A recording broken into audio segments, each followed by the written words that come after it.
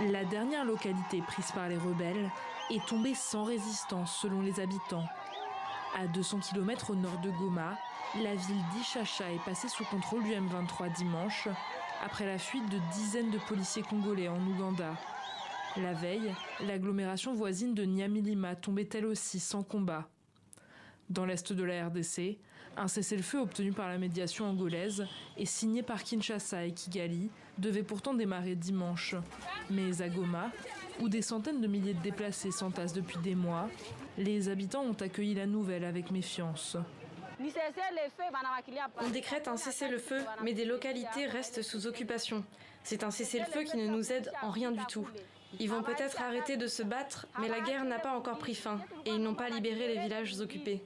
Nous voulons la libération de toutes les zones pour que nos activités reprennent normalement à Goma et que les habitants des zones occupées puissent regagner leur domicile.